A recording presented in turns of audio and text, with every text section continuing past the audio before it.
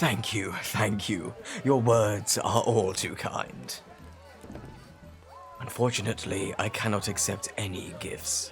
As grateful as I am, it is through my oath of knighthood that I swore only to serve my people while asking for nothing in return.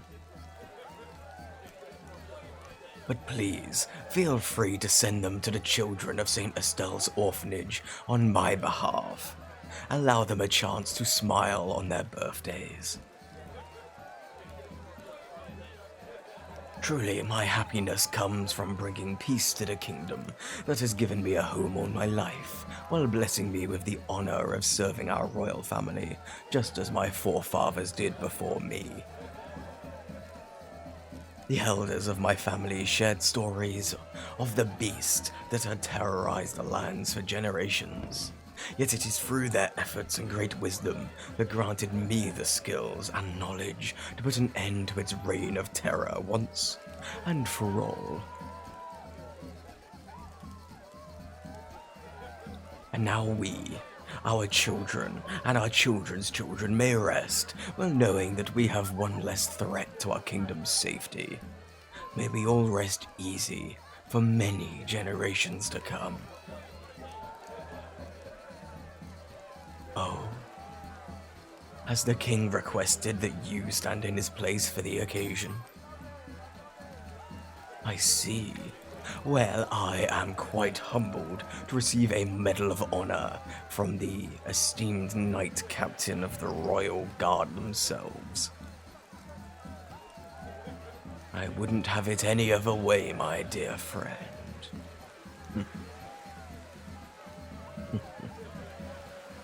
Oh, I believe your role suits you, that is all. Please, continue to live up to the standards that have been set for you. I would expect no less. Just don't let me raise the bar too high for you.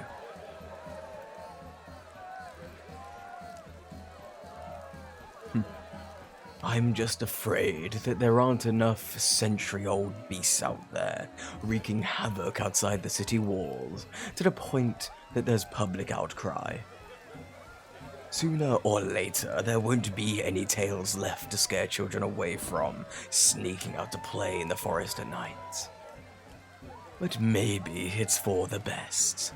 Having to deal with the usual rabble instead of a proper threat is a blessing.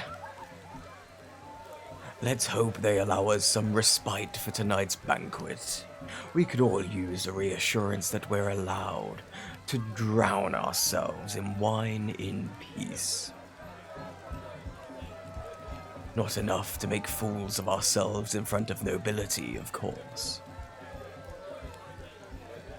Unfortunately, I need to stay sober enough for His Majesty's speech.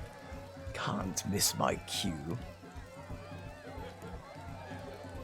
Of course, it is a once-in-a-lifetime chance to be the man of the hour. I couldn't miss it for the world.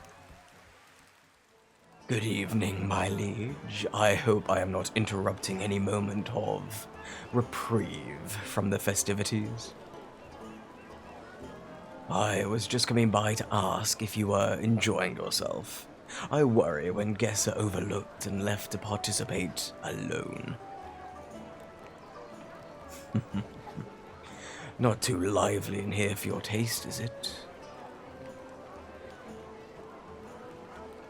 Then I must apologize for the inconvenience. I must have underestimated how many people's livelihoods were affected by the beast. But maybe I just created an excuse for everyone to take advantage of the complimentary dinner and drinks. Though I suppose ridding the kingdom of such a nuisance brings in more business, so it's worth the celebration for just about all of the guests. Hopefully, you will be able to rest well tonight, without worrying for your business and the stress of social obligation. Ah, I confess I am not as well acquainted with all whom I serve. I know of the family names and businesses His Majesty endorses, but I lack the privilege of meeting with the aristocracy directly. Oh, of course, even considering His Majesty's introductory speech, I must formally introduce myself to you. Lars Kruger, First Lieutenant of the Royal Guard. I am flattered, but my family name gained its reputation through the efforts of several generations. My own efforts have simply been for the purpose of elevating its existing prestige. A promotion would be the greatest honor, but I'm afraid there is only room for one knight captain of the Royal Guard at any given time. The esteemed Faber family were quick to earn that title this generation. Unfortunately, slaying a beast that's terrorized the lands longer than our family's name existed takes a bit more time and effort to accomplish. But I appreciate the accolades from His Highness and those of high standing such as yourself, my liege. If I could have your name, it would mean a great deal to me to properly greet you. My goodness, to think I would have the honor of speaking with someone of your stature. Oh yes, I know of your family. You would be hard-pressed to find someone who didn't, given the presence of your clothing line.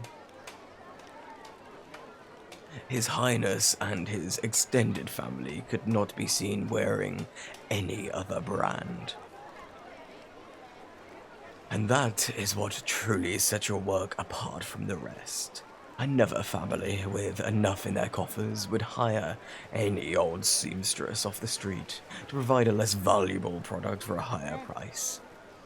You have refined generations worth of skill to create works of art. Forgive me for speaking ill of others, but you never forget your roots as many have. That wealth and power came from years of hard work, and I'm afraid some have only come into this world to reap the benefits from those before them. So I admire your willingness to continue the legacy of your family. If it is not too forward to ask, did you tailor the outfit you are wearing? It is magnificently stunning, no less than perfection. And now I've solved the problem. Clearly, you have hidden yourself away from your many admirers so as not to overshadow the man of the hour. But in a turn of events, I too find myself quite enamored. I jest, my liege. I do not mean to upset you if I have done so. But if I may ask, what is it that troubles you? I suppose the table you've chosen to sit at, being in the middle of the festivities for all to see, isn't quite so hidden. Then I take it that was your intention. Well, I believe you are in luck then, as you are no longer alone.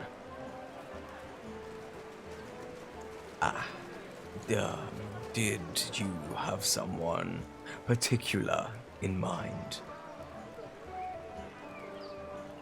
I see. Unfortunately, your peers don't seem to be doing their jobs of finding prospective spouses. Too preoccupied with the fleeting pleasure of wine, I'm afraid.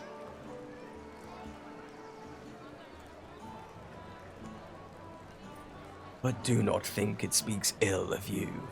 If they've ignored the radiance of your work, it is because wine clouds the mind's better judgment. Oh, is that so?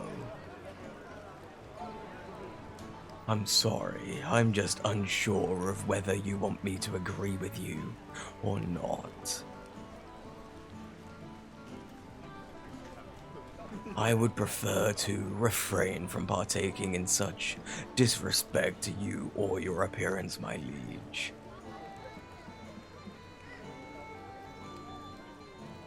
Well, you need not worry about them looking at your face when their eyes are trained to look for your coffers. Though, would it be unreasonable to assume, despite the need to secure and maintain wealth, you would hope to find genuine love with a spouse? Of course. I should refrain from commenting on a world that I haven't been given the privilege to understand. But I do hope that you feel this banquet wasn't a complete waste. In the sense that our time chatting together helped you feel less alone. I'm glad that I was able to be of a more direct service to you. And on your journey back home, no beast shall threaten the prospect of a leisurely night stroll any longer. Do stay safe, my liege, for there may be beasts lacking in good taste that cross your path on the way. I will keep watch then, for your sake. Have a lovely evening.